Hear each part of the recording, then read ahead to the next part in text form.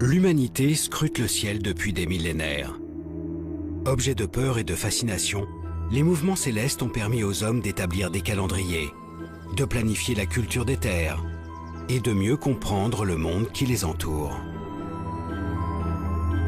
Petit à petit, les scientifiques ont mis au jour un espace gigantesque, peuplé de planètes, d'étoiles ou de gaz.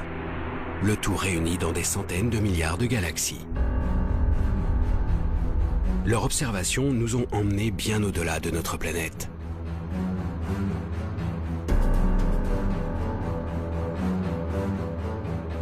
Pour dévoiler les secrets de ce nouveau monde, astrophysiciens et techniciens conçoivent des instruments capables de percevoir la moindre lueur, le moindre signal émis dans le ciel.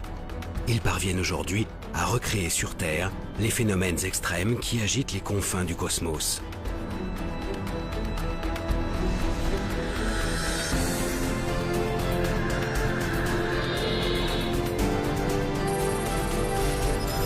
Pourtant, tout ce que nous avons découvert ne constitue qu'une infime partie de notre monde.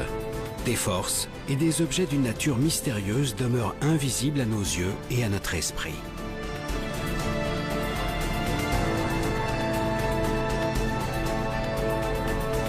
Alors de quoi est réellement constitué notre univers? Quel mouvement l'anime en coulisses? Les scientifiques parviendront-ils à découvrir les lois qui guident son évolution? Partout à travers le globe, des nouveaux explorateurs du ciel partent à la recherche de ce monde encore invisible et tentent de lever le voile sur les secrets les plus intimes de l'univers.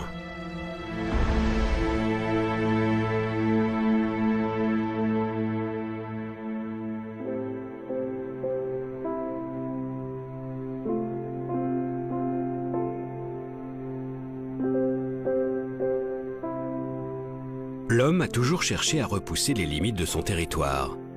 Il a arpenté la planète et exploré ses moindres recoins.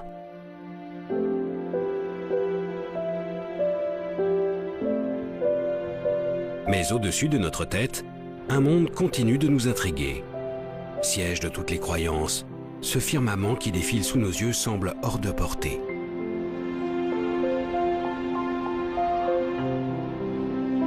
Roland Le Houcq est astrophysicien, un astronome des temps modernes. Outre ses travaux remarquables sur la forme de l'univers, il est aussi passionné par l'histoire des sciences.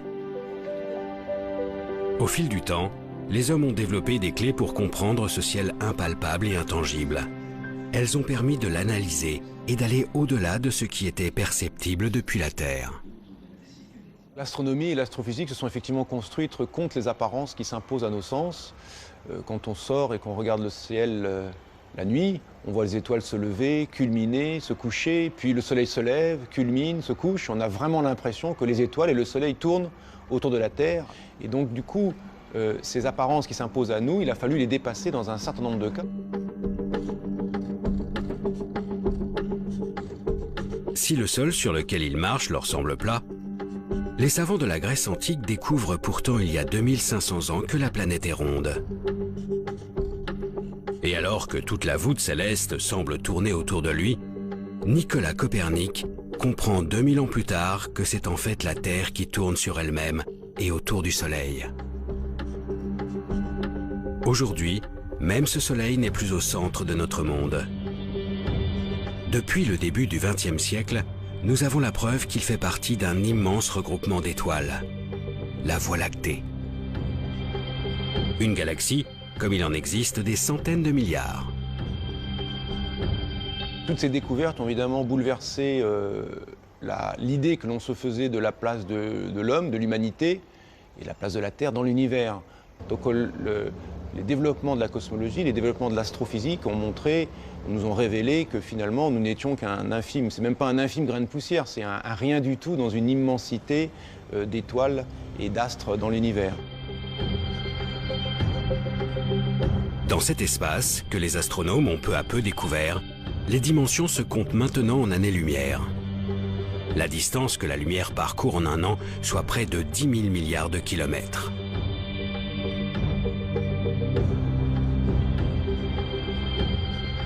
Depuis notre petite planète, nous commençons donc à entrevoir la réalité du monde.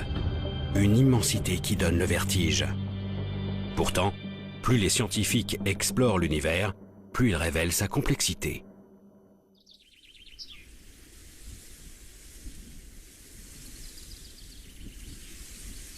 Même les objets les plus visibles, que sont les étoiles, n'ont pas livré tous leurs secrets. L'une d'elles nous est particulièrement familière, le Soleil. Cet astre illumine notre ciel et nous procure la chaleur indispensable à la vie. Au commissariat à l'énergie atomique, l'un des plus prestigieux centres de recherche d'Europe, une équipe de chercheurs étudie notre étoile et ses milliards de consoeurs qui peuplent l'univers.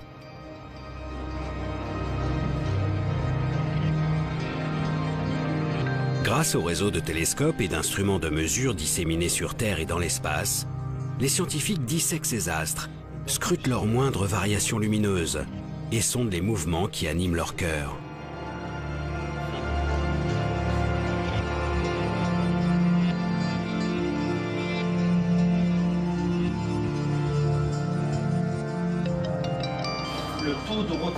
Ils ont ainsi modélisé une grande partie des phénomènes qui agitent ces immenses boules de gaz.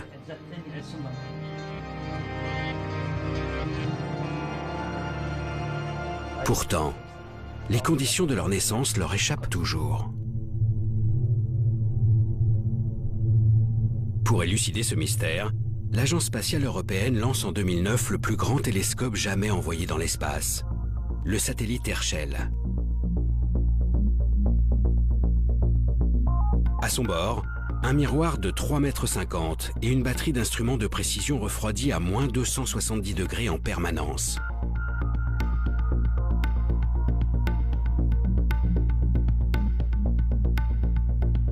La mission a observé pendant plus de 3 ans les immenses nuages de gaz qui emplissent la galaxie. Ces nuages, dits moléculaires, s'étalent sur des milliards de kilomètres. C'est ici que naissent les étoiles.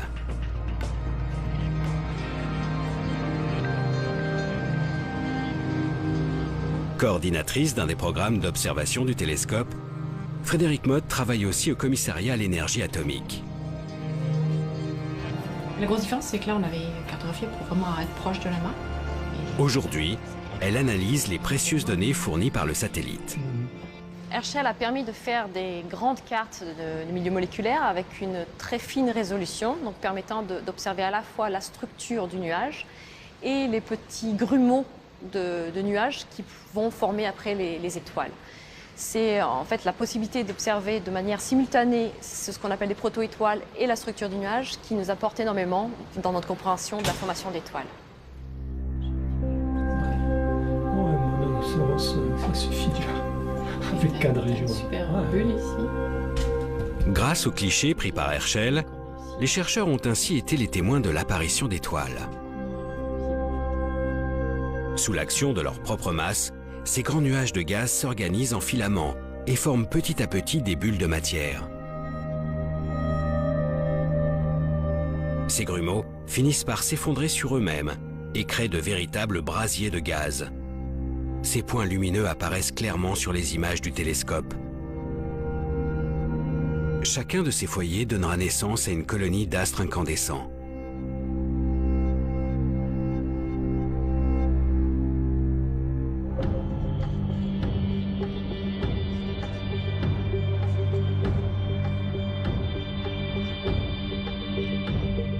C'est ainsi que se forment les étoiles de petite taille.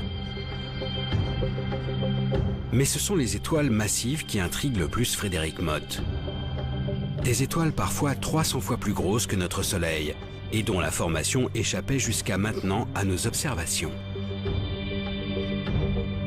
Pour comprendre la création de ces astres beaucoup plus gros que la moyenne, les chercheurs du CEA ont dû étudier en détail l'évolution de ces nuages.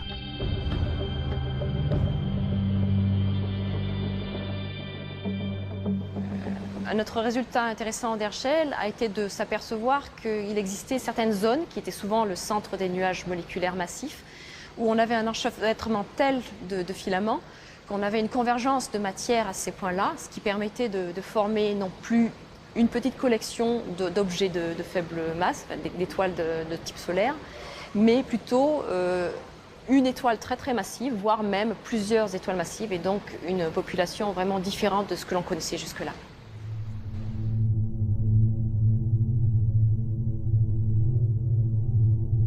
La naissance de ces étoiles exceptionnellement grosses repose donc sur un apport progressif de matière dans certaines régions des nuages.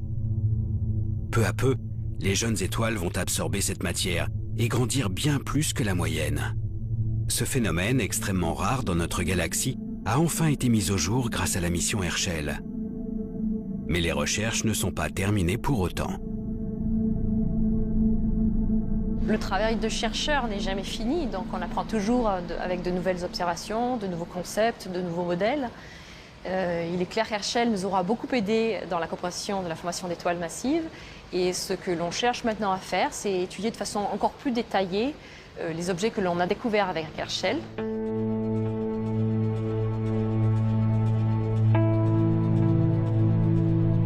Les étoiles massives continuent de passionner la communauté scientifique. Car au-delà de leur naissance, leur comportement tout au long de leur vie reste très particulier. Bien plus brillants et chauds que le Soleil, ces astres brûlent leurs réserves de gaz exceptionnellement vite. Les réactions nucléaires sont si intenses qu'elles transforment l'hydrogène contenu à l'origine dans le nuage de gaz. Elles forment ainsi du carbone, de l'oxygène ou même du fer. Autant d'éléments qu'elles dispersent à leur mort, enrichissant l'univers de cette matière complexe qui constitue notre monde.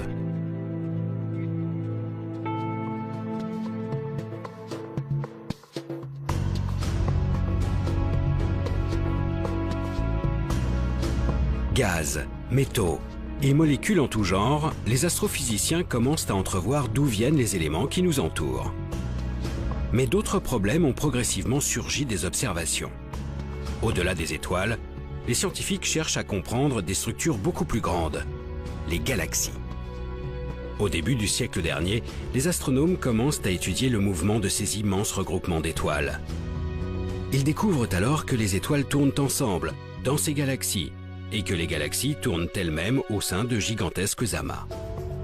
Ils cherchent alors à deviner la quantité d'objets, et plus généralement la matière qui compose ces grands ensembles célestes.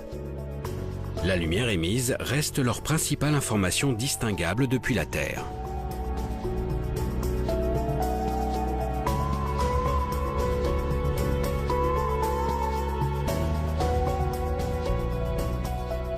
Quand il y a beaucoup de lumière, il y a des étoiles. Quand il n'y a pas beaucoup de lumière, il y a moins d'étoiles. Vous voyez, je dis ça, disons, très grossièrement, mais l'idée est là. Là où il y a de la lumière, il y a de la masse, et l'on est capable de déduire combien il y a de masse derrière telle quantité de lumière. Cette pesée de la galaxie, ou cette pesée d'un amas de galaxies, permet de déduire la dynamique à laquelle on devrait s'attendre, la façon dont devraient bouger les unes par rapport aux autres les galaxies dans l'amas, ou les étoiles les unes par rapport aux autres dans la galaxie. Et l'on constate que la dynamique déduite de la pesée ne correspond pas à la dynamique mesurée directement par observation spectroscopique. Depuis le début du siècle, les scientifiques sont donc confrontés à des observations contradictoires. Que ce soit les étoiles au sein des galaxies ou les galaxies entre elles, tout semble tourner trop vite par rapport à la quantité de matière visible. Plus précisément, avec une telle vitesse et si peu de masse pour assurer la cohésion de l'ensemble, les étoiles devraient être éjectées de leur galaxie. Cet écart nous laisse sous-entendre que la pesée ne s'est pas bien faite. Il manque de la masse dans ce que l'on a déterminé. Et pour rendre compte de la dynamique réelle, on a imaginé l'existence d'une matière noire, aussi appelée matière sombre, ou d'une masse manquante, quelque chose que l'on ne voit pas, qui n'est pas détectable par la lumière et qui pèse, c'est-à-dire qui a un effet gravitationnel et donc un effet dynamique sur la galaxie ou sur les galaxies dans un amas de galaxies.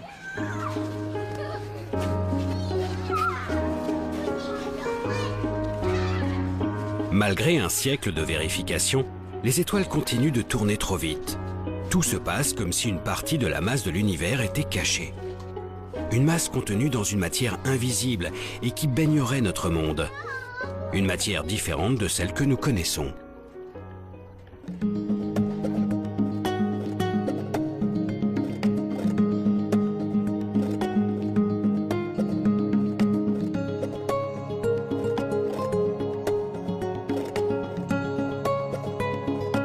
essayer de résoudre cette énigme, des milliers d'astrophysiciens traquent cette fameuse matière noire à travers le ciel.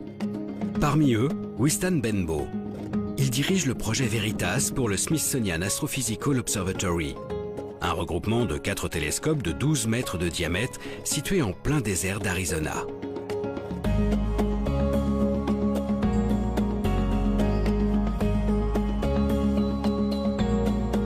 L'air y est suffisamment sec et la nuit suffisamment noire pour permettre les meilleures observations.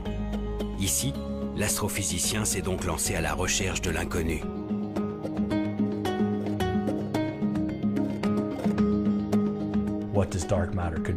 La nature de la matière noire, vous savez, c'est un mystère. Ça peut être beaucoup de choses. Nous savons simplement que ce n'est pas de la matière visible. Et nous savons aussi où elle devrait se trouver, grâce à la manière dont elle interagit avec les choses. Cette matière invisible retient les étoiles et les galaxies entre elles grâce à sa force de gravité. Cette force dépend de sa masse. En étudiant ces phénomènes d'attraction, les scientifiques ont estimé que cette matière inconnue devrait représenter plus de 80% de toute la masse de l'univers. En plus d'être omniprésente, la matière noire devrait donc être composée d'éléments extrêmement lourds. Or, selon les connaissances actuelles, des objets aussi massifs devraient en théorie émettre un signal lumineux spécifique, des rayons gamma. Ce sont ces rayons gamma que Wystan Benbow et ses collègues traquent sans relâche.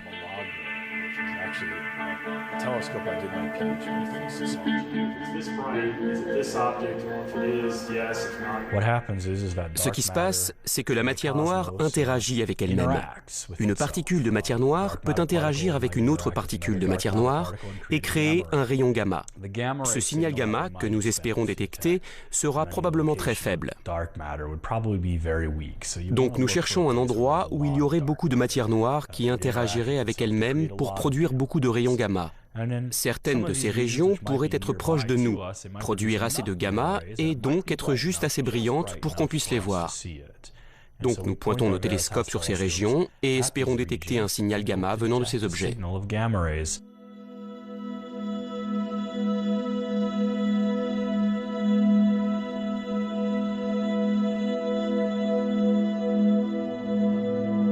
Wystan Benbow suit donc avec une attention toute particulière le centre de notre Voie lactée ainsi que nos galaxies satellites.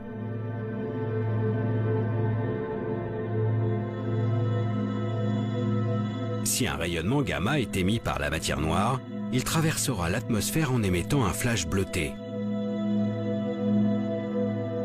Un signal qui sera ensuite passé au crible par les miroirs géants de Veritas et leurs caméras ultra rapides.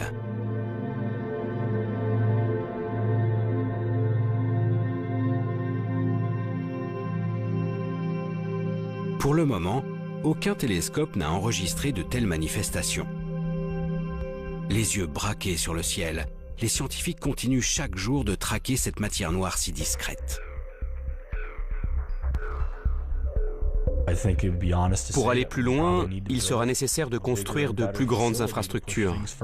Il y a bien sûr des projets qui vont dans ce sens, mais nous aurons besoin de beaucoup plus de télescopes.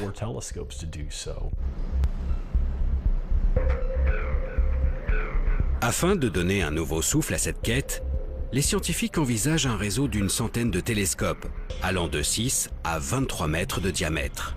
Le réseau CTA pour Cherenkov Telescope Array.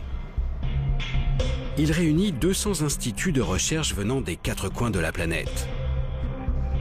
Aujourd'hui, les 10 000 mètres carrés de miroirs nécessaires à la construction sont encore en phase de test et le projet devrait voir le jour d'ici quelques années. Quand il sera opérationnel, il permettra de déceler des apparitions de la matière noire au sein de notre cosmos.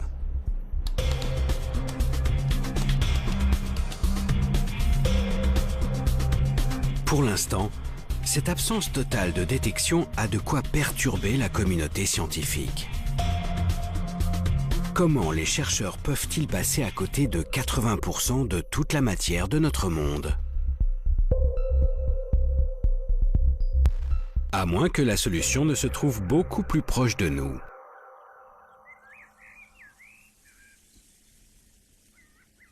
Si cette matière exotique emplit tout l'univers, et en particulier notre galaxie. Nous devrions forcément pouvoir en trouver sur Terre. C'est le pari qu'a fait une équipe de chercheurs réunis au laboratoire souterrain de Modane.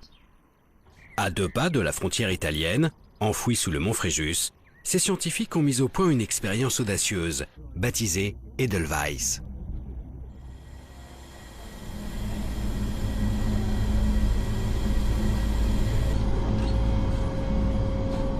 Le but, détecter directement les éléments qui composent la matière noire. Là, je suis rebuté. Et tu la prépares. Depuis plus de 15 ans, le physicien Jules Gascon et ses collègues travaillent donc à la mise en place d'un super détecteur muni de 36 capteurs. Au centre de chacun d'eux, un minuscule cristal de germanium, composé de milliards d'atomes. Si une particule de matière noire vient percuter le noyau d'un seul de ces atomes, il sera déplacé. La température du cristal augmentera et produira un léger courant électrique. Ces indices permettront de caractériser la particule à l'origine de ce choc. Cependant, d'innombrables facteurs peuvent venir perturber ces mesures ultra-sensibles. Le problème, c'est que la nature n'est pas stable. Dans la nature, il y a toujours quelques noyaux qui sont instables dus à la radioactivité naturelle. Et cette radioactivité naturelle va bouleverser la vie de ces noyaux, les faire reculer, les faire bouger, ce qui donnerait donc des faux signaux de choc.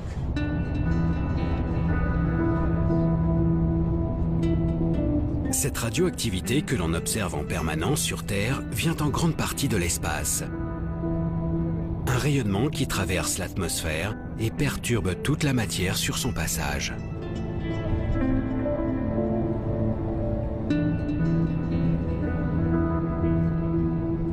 C'est donc pour se prémunir de ces rayons que l'expérience a été enterrée sous plus de 1700 mètres de roche.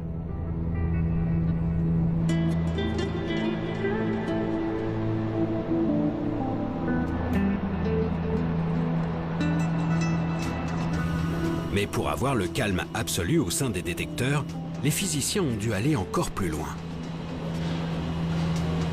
Une fois qu'on est sous la montagne, on a réglé la moitié du problème parce qu'il y a la radioactivité qui nous vient de l'univers, mais il y a aussi la radioactivité qui vient de la roche.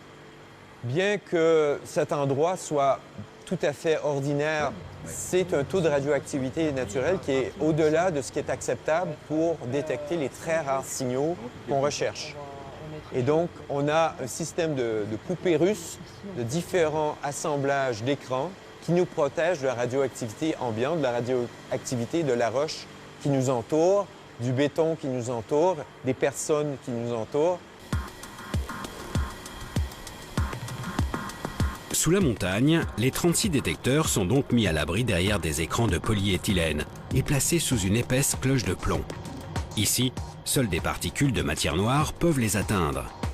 Mais un dernier détail reste à régler, la température.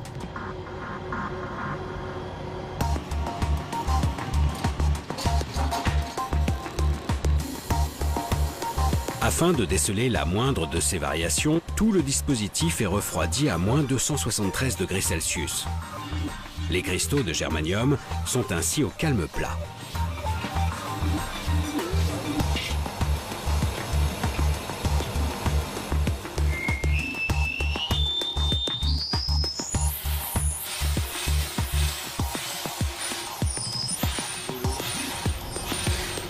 Mais tout le restant du rhum, c'est bon. Depuis quelques mois, tout est en place. La prise de données a commencé. Chaque jour, Jules Gascon surveille de près le comportement de ses capteurs. Par contre, il n'y aura plus notre mascotte. Il faut que la réponse du détecteur soit parfaite, c'est-à-dire que pendant plusieurs années, en regardant 1 kilo de matière, donc l'équivalent d'un milliard de millions d'atomes, il n'y en a pas un seul qui doit bouger sans raison valable. Tu vois, il t'explique mon transfert pur. Il ne reste plus qu'à attendre qu'une particule de matière noire passe dans les filets d'Edelweiss. Selon les calculs des chercheurs, un tel événement ne pourrait se produire qu'une fois par an, dans le meilleur des cas. C'est une recherche de l'inconnu.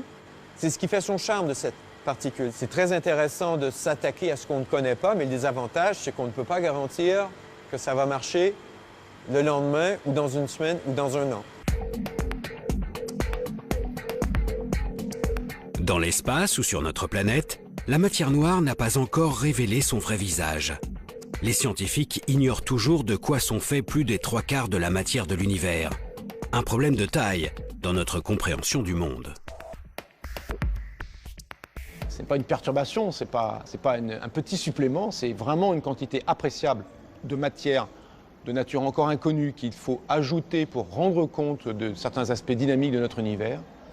Et donc, évidemment, la découverte de cette matière sombre serait une découverte majeure dans la physique, notre matière ordinaire n'étant finalement que l'écume de l'ensemble de la matière de l'univers, ne représentant qu'une petite partie de l'ensemble de la matière de l'univers. Sans cette matière inconnue, l'univers ne tourne pas rond. Le mouvement des étoiles et des galaxies reste inexpliqué. Pourtant, la matière n'est pas l'unique clé de voûte de notre univers. En dehors de son contenu, des forces colossales animent le cosmos, à commencer par la gravitation, cette force qui nous attire vers la Terre. De manière plus générale, la gravité a structuré notre système solaire, notre galaxie et ses centaines de milliards de consoeurs. Les scientifiques estimaient donc qu'il s'agissait de la force dominante de l'univers. Mais une découverte changea la donne. Dans les années 30, les astronomes remarquent pour la première fois que toutes les galaxies distinguables semblent s'éloigner de nous.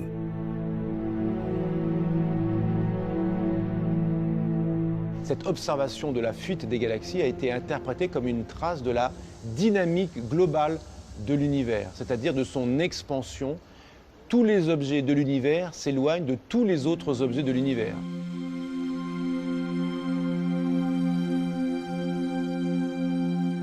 L'espace grossit donc au fil du temps, et toutes les distances augmentent.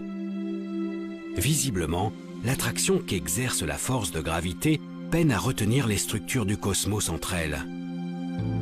Mais ce n'était que le premier coup porté à la gravitation. En 1990, on s'est rendu compte que cette expansion était accélérée. C'est-à-dire que non seulement les galaxies s'éloignent les unes des autres, mais elles s'éloignent de plus en plus vite les unes des autres. Si l'on imagine que l'univers est rempli uniquement de matière ordinaire ou de matière noire, la gravité de cette matière aura tendance plutôt à ralentir l'expansion, et découvrir que l'expansion est en fait accélérée montre que quelque chose joue contre la gravité des acteurs habituellement imaginés comme présents dans l'univers. Cette découverte d'une expansion de l'univers sans cesse accélérée remet en cause la vision que les astrophysiciens ont de l'univers. Alors que la gravité semblait tout structurer, une force vient maintenant lutter contre elle. Un nouveau mystère pour les chercheurs qui y voient alors l'œuvre d'une énergie encore indétectable. Une énergie sombre, appelée aussi énergie du vide ou énergie noire. Cette énergie laisse les scientifiques encore plus perplexes que la matière noire. S'agit-il simplement d'une propriété de notre monde qui s'agrandit sans cesse sans raison ? Ou s'agit-il plutôt d'une substance qui baigne le cosmos et repousse ses limites? Les chercheurs n'en ont aucune idée.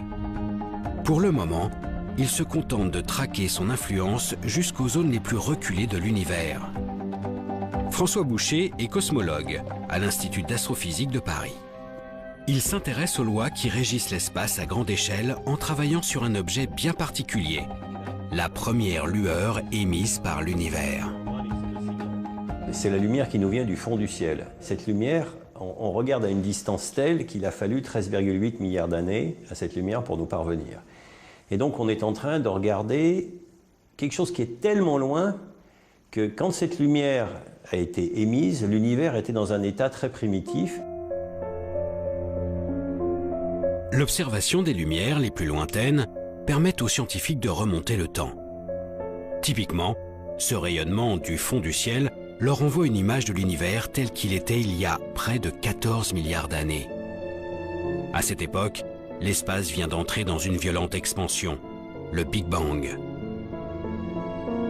Toute la matière et toute l'énergie actuelle sont alors contenues dans un volume infiniment plus petit.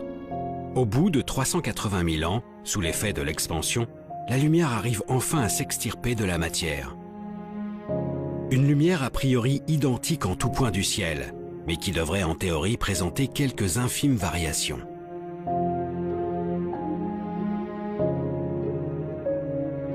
Donc, ces variations d'intensité, on les a cherchées, et puis pendant longtemps, on ne les a pas trouvées. Alors c'était compliqué, et puis finalement, on est arrivé au niveau où la technologie a été suffisamment mûre pour qu'on soit capable de les mesurer.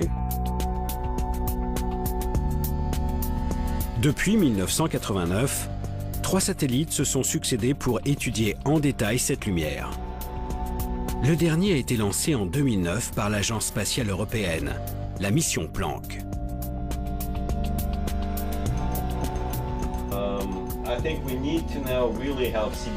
François Boucher est justement l'un des initiateurs de ce projet. Depuis des années, le cosmologue décortique les données fournies par le satellite. Ces images ont révélé avec une précision inégalée les différences de température dans cette lumière du fond du ciel. Seulement quelques millièmes de degrés pour les plus grands écarts. Des petites variations qui reflètent le contenu de l'univers à ses premiers instants. C'est comme l'empreinte des conditions à cette époque. L'empreinte au sens littéral, c'est-à-dire quand vous avez l'empreinte d'un animal disparu dans la boue, ça vous permet de reconstituer beaucoup de choses comme son poids et peut-être même d'envisager la manière dont il se déplaçait.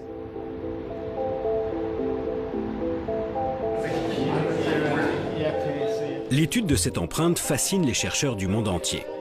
Elle permet d'estimer les proportions de matière noire, de matière ordinaire et surtout d'énergie sombre présente après le Big Bang, il y a 13,8 milliards d'années.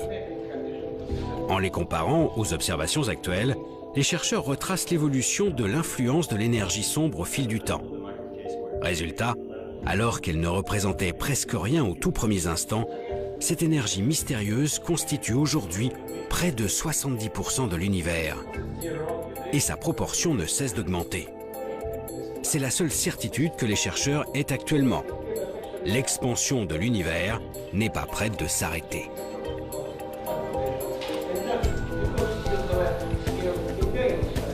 Si vous imaginez une enquête, on a juste vu une ombre.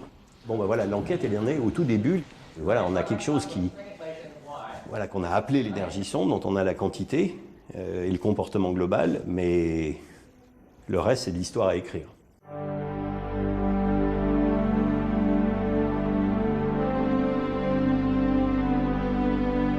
Finalement, en écartant cette énergie énigmatique, ainsi que la matière noire, les chercheurs se rendent compte qu'ils ne connaissent vraiment que 5% de la composition de l'univers.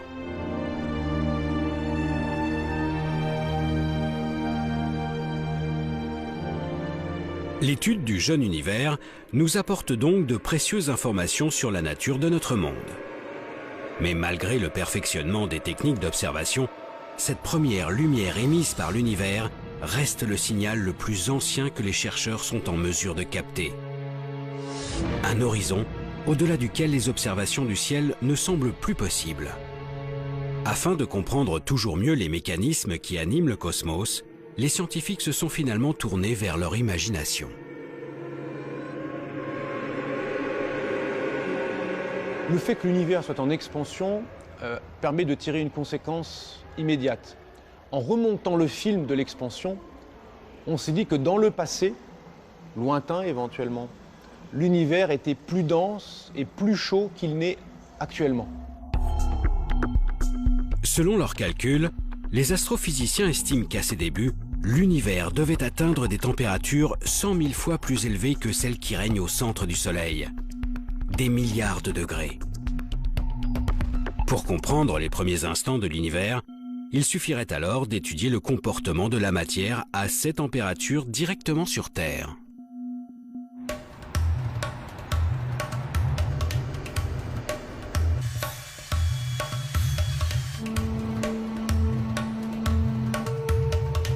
Il y a plus de 20 ans, à 2 pas de Genève, les scientifiques du monde entier se sont donc lancés dans une aventure sans précédent. Construire la plus grande machine de tous les temps, le LHC.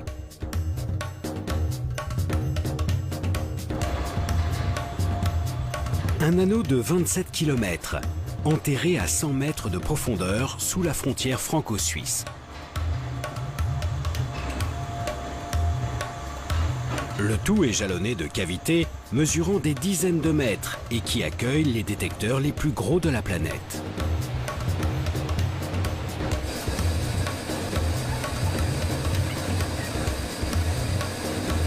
Ici, les scientifiques tentent de décortiquer le comportement de la matière dans les situations les plus extrêmes.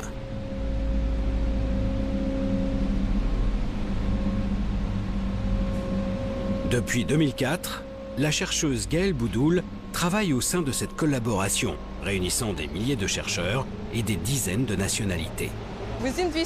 Dans ce grand tunnel de 27 km, vous avez des particules dans un sens et des particules dans l'autre sens. Un peu comme une autoroute, où vous avez des voitures de chaque côté. Et à certains endroits, on les fait se percuter.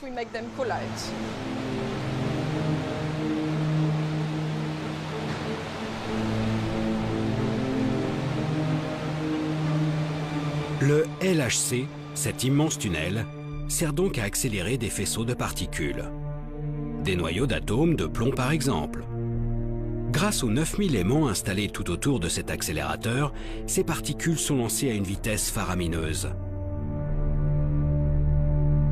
Lorsqu'elles atteignent près de 300 000 km par seconde, les deux faisceaux sont déviés de leur trajectoire et se percutent de plein fouet. Une énergie considérable est dégagée, faisant éclater les noyaux de plomb en une multitude de sous-particules. Tout l'enjeu est de saisir ces produits de collision grâce aux différents détecteurs.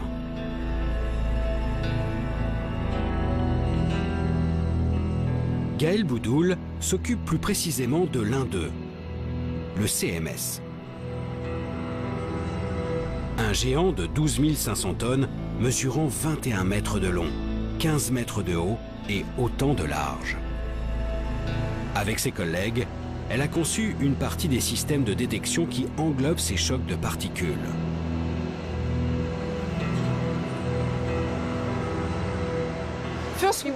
Tout d'abord, nous voulons couvrir l'intégralité de l'espace, ce qui veut dire que nous avons besoin d'avoir un détecteur qui fasse tout le tour.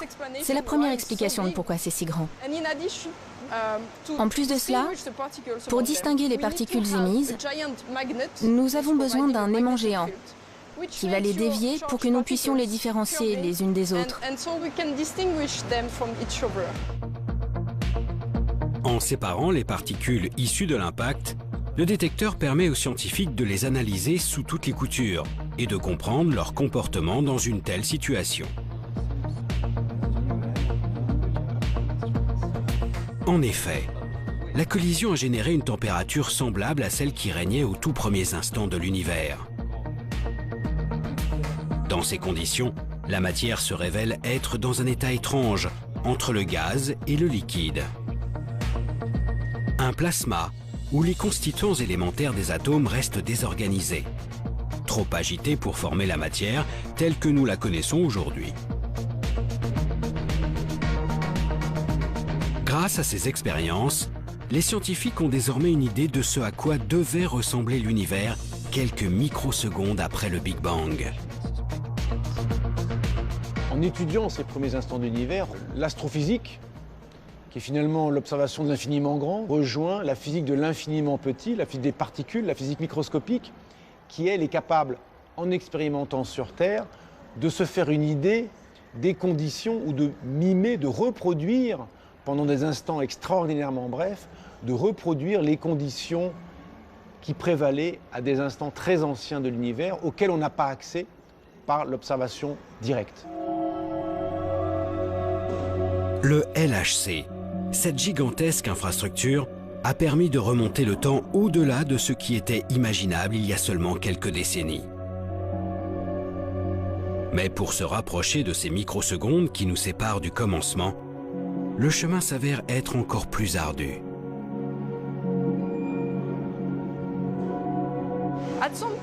À partir d'un certain point, nos lois physiques ne sont plus valables. Nous pouvons toujours imaginer ce qu'il se passe. Il y a de nombreuses théories qui essayent de comprendre cela. La seule chose, c'est qu'on ne peut pas tester ces théories, parce que nous n'avons aucune expérience pour comprendre ce qu'on pourrait appeler le premier instant. Mais si vous revenez dans 20 ans, peut-être que nous aurons une meilleure idée.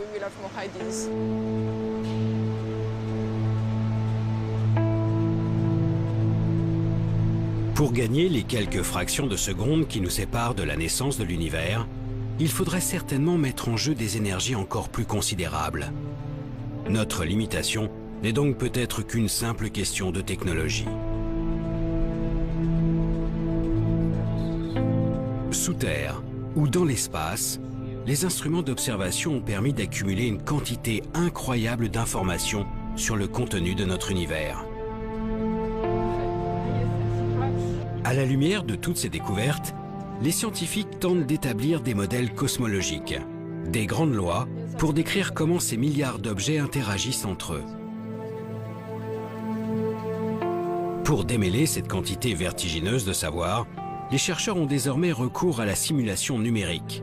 Ils reproduisent les phénomènes par voie informatique.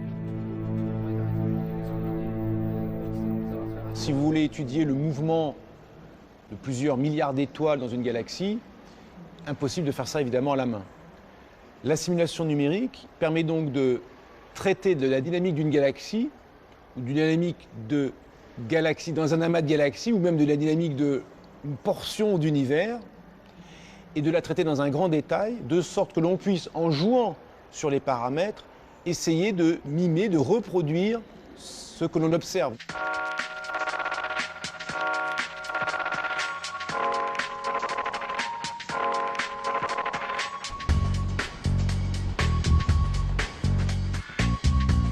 À l'Observatoire de Paris, l'une des plus grandes institutions mondiales d'astronomie, un cosmologue a poussé ce nouvel outil exceptionnellement loin. Jean-Michel Halimi a réalisé une simulation de la totalité de l'univers connu, le projet Deus.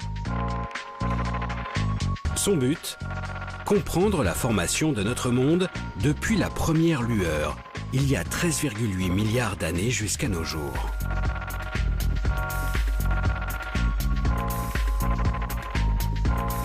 Le projet Deus s'intéressait au départ à la structuration de l'univers, à savoir donc à expliquer comment la matière s'effondre au cours du temps pour permettre une concentration de matière suffisante là où vont aller se former les galaxies, à l'intérieur desquelles se formeront les étoiles, les planètes, etc.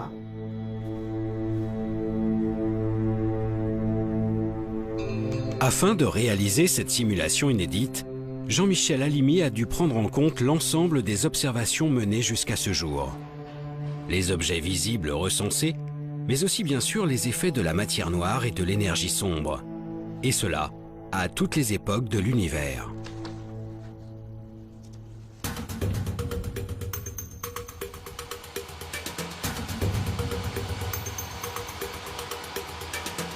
Pour traiter un tel nombre de données, le scientifique s'est tourné vers un des plus gros ordinateurs de la planète, le supercalculateur Curie.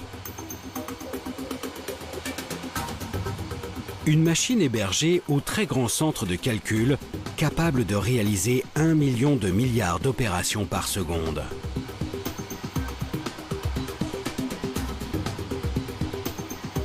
Le projet a nécessité 30 millions d'heures de calcul, répartis sur les 80 000 processeurs de cet ordinateur hors norme. Utiliser une machine comme l'ordinateur Curie dans sa totalité, c'est quelque chose qui n'avait jamais été fait, spécialement en poussant tous les aspects de la machine à leurs limites.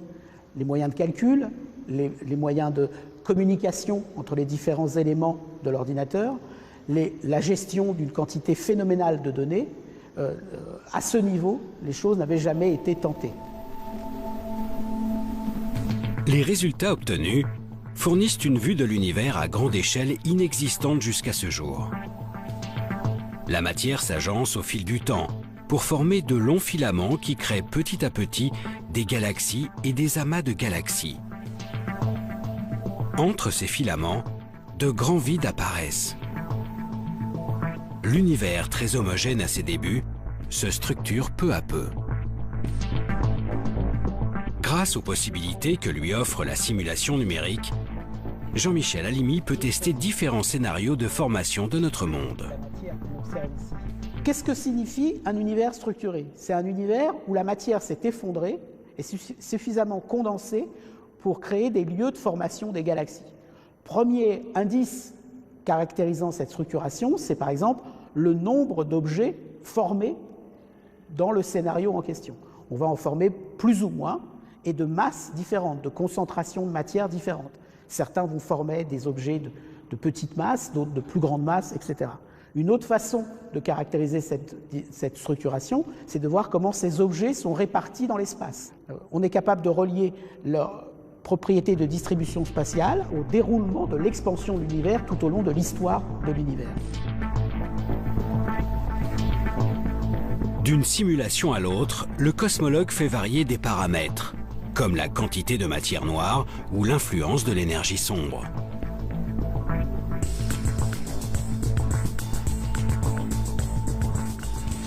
Des changements qui altèrent très légèrement l'organisation à grande échelle de l'univers. L'idée est alors de repérer les infimes variations entre les simulations. Des galaxies qui fusionnent plus ou moins vite, des vides de matière plus ou moins grands, ou encore des amas exceptionnellement gros. Les scientifiques pointent ainsi les nuances entre les modèles d'univers imaginés. Ils chercheront à retrouver ces détails dans leurs prochaines observations, cette fois-ci bien réelles, pour définir quel modèle théorique semble plus proche de la réalité. Un aller-retour entre le virtuel et le réel qui permettra aux chercheurs de vérifier si leurs lois sont bien celles qui animent l'univers en coulisses. La recherche en cosmologie, et spécialement en cosmologie numérique, ne fait pas de nous des créateurs d'univers, mais des inventeurs d'univers. Effectivement, en modifiant les conditions physiques, nous réalisons des univers différents. Nous inventons des univers différents. Mais nous ne le faisons pas n'importe comment. Nous cherchons, à travers tous ces univers, celui qui serait susceptible de nous expliquer la vraie nature de notre univers, son origine, sa formation, son évolution.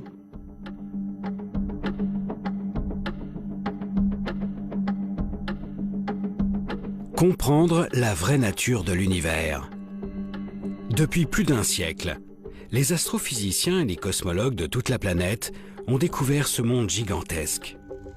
En l'observant, en tentant de l'expliquer, ils se sont donné les outils pour apprivoiser ces échelles de temps et d'espace incommensurables.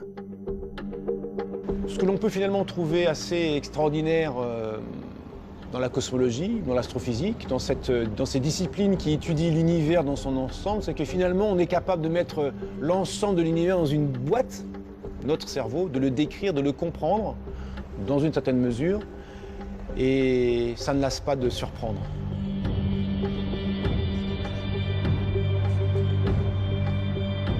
On a réussi à développer un cadre qui permet de rendre compte finalement de manière assez économique d'un nombre absolument incroyable de faits. Maintenant, ça ne veut pas dire que cette histoire est figée, bien sûr que non. Il y a plein de zones d'ombre, il y a plein de choses qu'on ne comprend pas, et donc ça veut dire qu'on a encore plein de travail.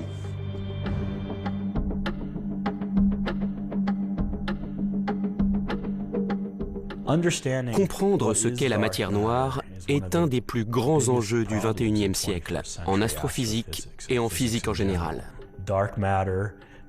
Nous ne connaissons pas près de 85% de toute la matière de l'univers. Si vous sortiez de chez vous et que 85% du monde qui vous entoure vous échappait, vous seriez un peu paniqué. C'est une partie de la physique où on s'attaque à des questions, à des phénomènes rares, à des nouvelles observations. C'est un travail de patience et parfois aussi de chance. En persévérant dans nos observations, en découvrant de nouveaux objets célestes, nous finirons peut-être par lever le voile sur les zones d'ombre de l'univers. Demain, réussirons-nous à identifier enfin cette matière noire qui baigne notre cosmos? Alors que nous commençons à entrevoir les prémices de sa formation, parviendrons-nous à prédire la fin de notre monde? Cette quête acharnée pour comprendre l'univers semble infinie. Chaque réponse apporte son lot de nouvelles questions, si bien que nous pouvons finir par penser qu'en dépit de nos avancées, certaines clés resteront peut-être inaccessibles à notre simple condition d'humain.